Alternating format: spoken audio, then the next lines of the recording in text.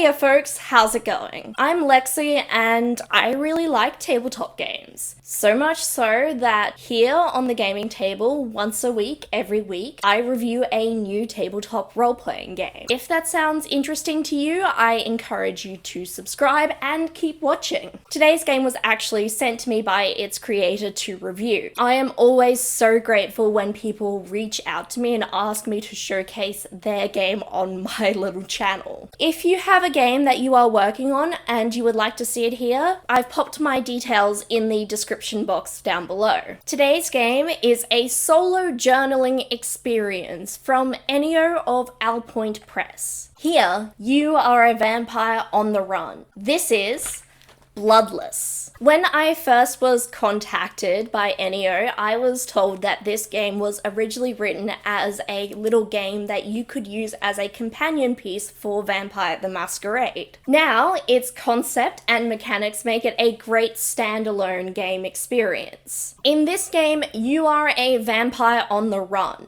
Maybe you were in an accident. Or perhaps you angered the wrong person. In this game, your character is trying to survive until dawn and make it to their hideout. Most of the details of what brought your character to this point are left to the players as a part of the character creation process. The basic concept is you are on the run trying to get to your sanctuary. The details of everything else are pretty much up to you. The events of the game are played by rolling dice. In fact, this game was built using the caltrop core system. Along with the caltrops, also known as d4s, you'll need a few other things. You will need 2 d20s and some tokens. These are going to be called your blood tokens. To start the game off, you fill in your character's details. You can choose from some of the listed attributes, or if you're really stuck, you can use some d6s to roll on the tables to find out what your character is like. Then you get to assign some d4s to your 3 key attributes. These 3 attributes are ferocity, cunning, and influence. You can have 1 d4 in one,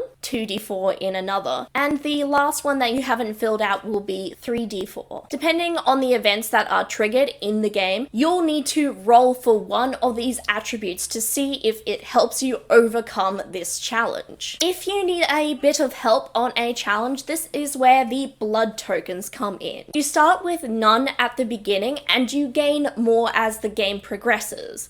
You can use them to add another d4 roll to a test. In these tests, a score of 1 is a complete failure and a 4 is a blinding success. 2 and 3 represent partial failures and partial successes. This game is played in 6 rounds, representing the 6 hours you have to survive before sunrise. At the beginning of each round, you open up to this page which has 2 d20 tables, and you roll a d20 for each table. You then pick the number and you get to act out the event of the number you chose. You then get to pick one of the results and play out the event prompt on that result. Depending on how the tests go, you might gain another blood token. Or, worst case scenario, you could die before the 6 hours are up. If you make it to the end of the 6 rounds, you then get to roll your dice. This is to determine whether or not you have made it at last to your sanctuary, and how much of a rough shape you are in. You can also use your blood tokens here to bolster your rolls. I think this game takes you through a really exciting solo journaling experience. You don't know what the next round is going to bring, and it could bring something good or something disastrous. Very few of the options on the table are wholly good, and any opportunity for improvement does require you to make it happen. If you are truly stuck on how to start this game as well, they've included mechanics to just roll your character up. I would also like to mention that this PDF game has some great moments of simplistic art that really invoke a harsh world. So while this game might have been originally written for you to make a journal as a Vampire the Masquerade character, it absolutely stands out by itself. Though if you are playing Vampire the Masquerade, this could be a great thing to do as well. If you are looking for a roleplay experience about desperation and survival, and a little bit of the supernatural, this is a great little option. A copy of this PDF is only $3, and I think it's worth more than that $3 price tag. I've also noticed that this game has appeared recently in a bundle, so you might be able to pick it up with a few other desirable titles. Really appealing to me. I want to thank Ennio for sending me a copy and allowing me to review it here. I haven't gotten to review much of the Caltrop Core system in my time, and this game has really piqued my interest in the system in general. But what do you think? Or perhaps if you'd like to answer a different question, what kind of lair would you have as a vampire? Where would it be?